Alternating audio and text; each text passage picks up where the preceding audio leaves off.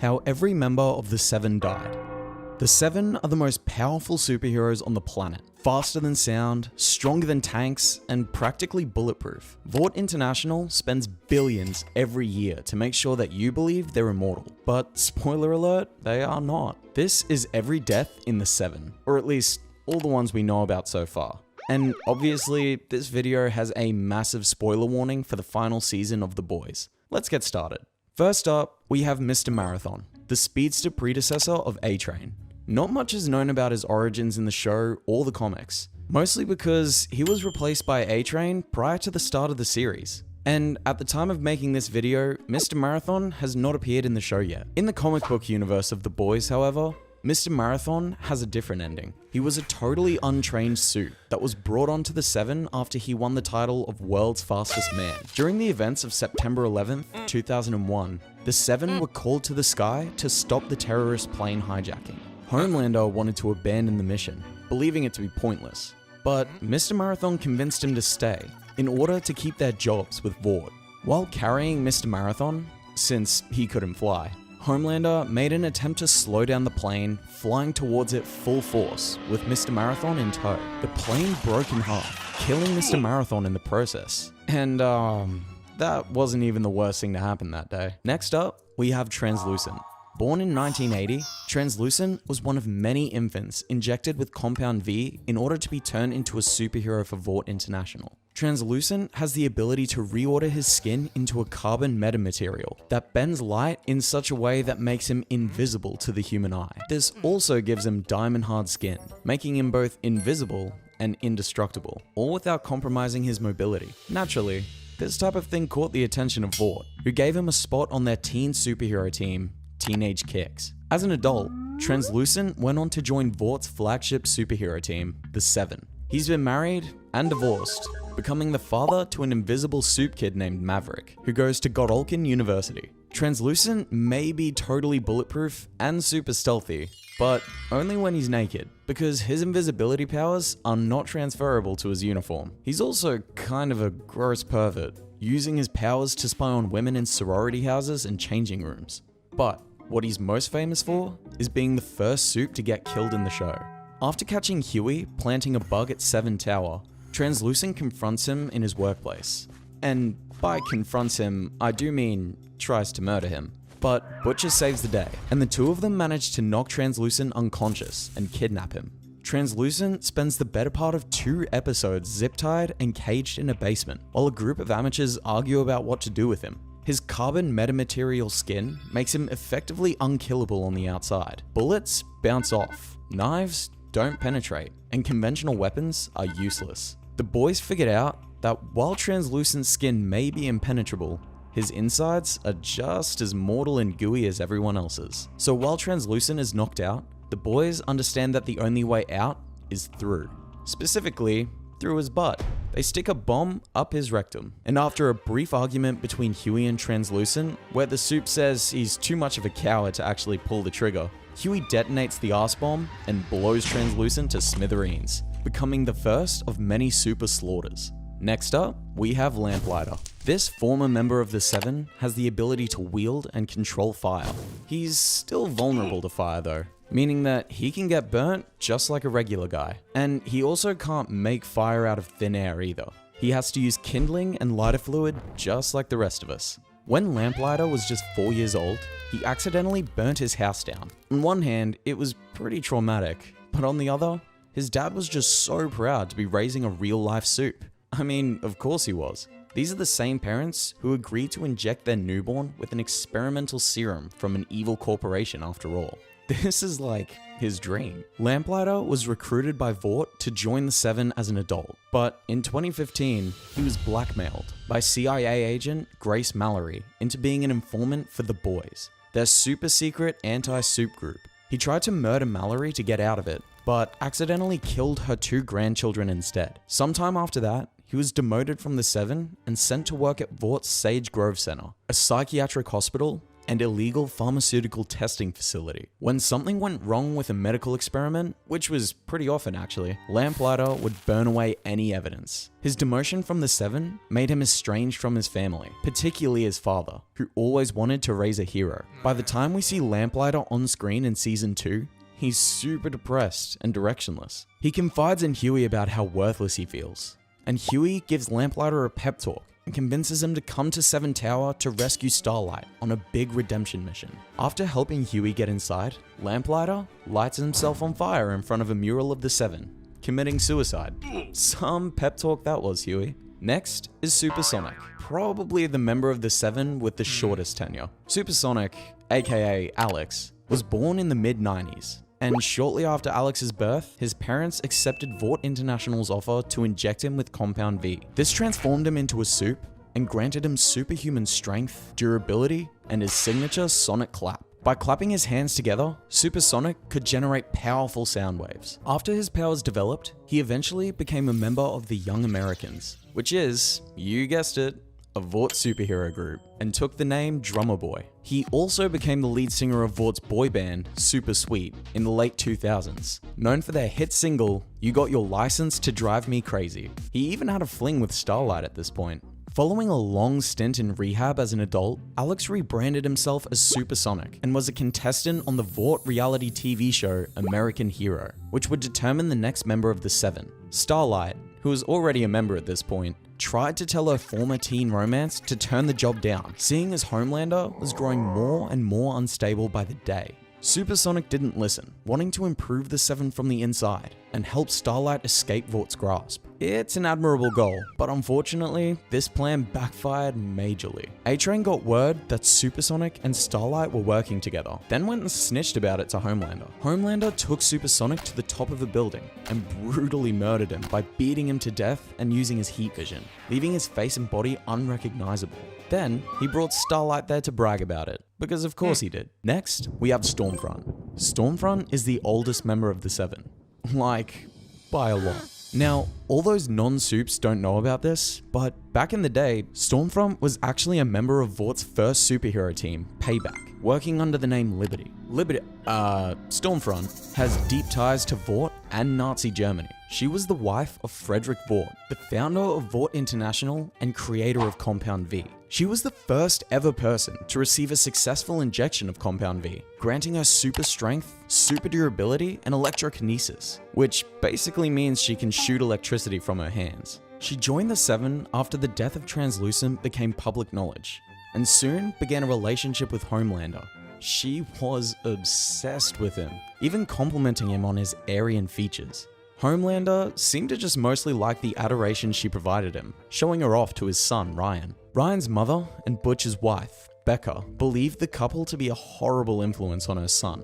This led to a hard-to-watch fight between Becca and Stormfront. Despite managing to stab Stormfront in the eye, Becca was simply never going to overpower Stormfront. But young Ryan, devastated and enraged by the sight of a near stranger trying to kill his mother, used his heat vision on Stormfront for the first time. Unfortunately for poor old Ryan, he accidentally killed Becca in the process. Heartbreakingly, Stormfront survived this incident and was kept on life support by Vought for over a year after the incident. She lost 3 of her limbs, all of her hair, and was left covered in severe burns. When Homelander visited Stormfront in the hospital, she tried to convince him to carry on the Nazi mission. Homelander wasn't really interested in that type of legacy, so he refused. Crushed by this, Stormfront bit off her own tongue, killing herself. On Homelander's birthday, no less. Queen Maeve. Queen Maeve was once known as one of the most powerful soups in the world, second only to Homelander, her on-again, off-again boyfriend. As a little girl, Maeve wanted to make a difference in the world and save people with her powers. Her father supported these efforts, but only because they made him money, which he would always gamble away. After studying at Godolphin University, Maeve was drafted into the Seven. She broke things off with her girlfriend Eleanor when she started seeing Homelander, fearing for Eleanor's life because he was so dangerously possessive. Over the years, Maeve became a lot less idealistic. Even when she would push Homelander to do the right thing, she would lose the argument, like when she tried to convince him to save Flight 37, a plane that was going down over the ocean. After years of being under Homelander's thumb, Maeve ends up working with Butcher to take down Homelander and Soldier Boy. leading to a battle at Vought HQ. The two Super X's duke it out. Homelander gouges her eye out with a thumb, and Maeve stabs him in the ear with a steel rod. Soldier Boy begins charging up an explosion that would kill everyone in the room when Maeve tackles him through the window and out of the building. The world believes that Maeve had died, bravely sacrificing herself. She did sacrifice herself, but she emerged from Soldier Boy's explosion alive and powerless. With the help of the boys, Maeve was able to escape into hiding with Eleanor. But in the comics, she got a much less happy ending. Maeve is attempting to protect Starlight against Homelander when he rips her head off and chucks it at Starlight. Brutal.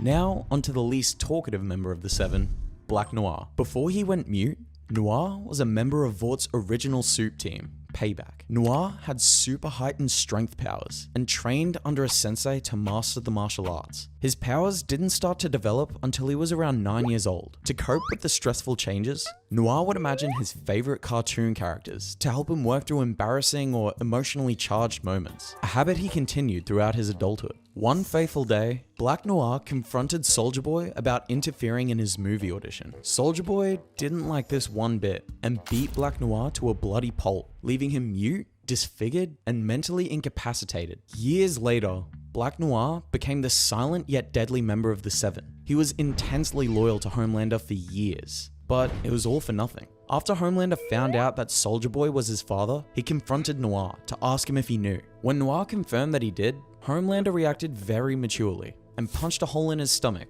ripping his intestines out and leaving him for dead. And yet, that was not the end of Black Noir. Not in the Vought history books, that is. Instead of making a big dramatic announcement about the death of yet another beloved soup, Vought hired a new guy to play Black Noir, who we'll call Black Noir 2. Black Noir 2 is a lifelong actor who performed with Cirque de Vought after graduating top of his class as a performing arts major at Godolphin University. Years later, he accepted the high-paying role of playing Black Noir, despite his moral disagreements with covering up the murder of a dead man. In public, Black Noir is pretty much the exact same as he's always been: silent, masked, and a ruthless assassin. Behind closed doors, he is a lot chattier, and he has a knack for annoying the deep. He's since become more of a method actor though, really committing to the whole silent assassin thing. In the comics, there is no second Black Noir, but he faces his own brutal outcome. Black Noir fights Homelander, the US military, and finally Billy Butcher,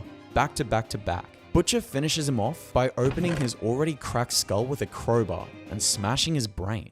Yuck. Next up, we have the Deep, an aquatic superhero with the ability to breathe underwater and talk to marine life. It's one of those things that sounds cool on paper, but isn't all that practical for fighting crime. He's been insecure about his appearance, particularly the gills on his chest, his entire life. That's probably why the Deep tends to get along way better with fish and other underwater creatures better than people.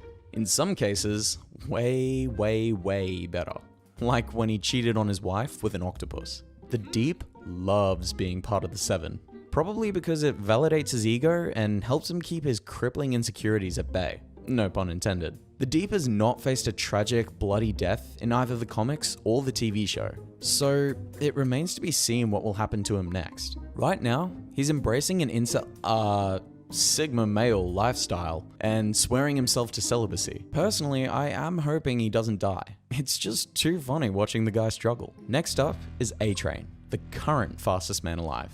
Huge spoilers ahead, so come back to this video if you aren't caught up on season 5 of The Boys. A-Train is one of the first soups we're violently introduced to in the show. You'll probably remember the time he ran through Huey's at-the-time girlfriend Robin whilst high on Compound V. Reggie Franklin, better known as A-Train, grew up in a low-income household and was mostly raised by his older brother. Reggie's superhuman speed activated at the age of 3, when he outran the bullets of a deadly shooting towards his home. As a teenager, he was a member of Teenage Kicks, before leaving to attend Godolphin University. He was God's top-ranked student, and upon graduating in 2015, he was drafted into the Seven, replacing Mr. Marathon. While in the Seven, A-Train ended up abusing Compound V in order to maintain his status as the fastest man alive, despite the strain it put on his health and close relationships. That's right, when you're already a soup, taking more Compound V has the same effects as a hard drug. Over time, he became disillusioned by the abuse and hypocrisy of Vought and Homelander.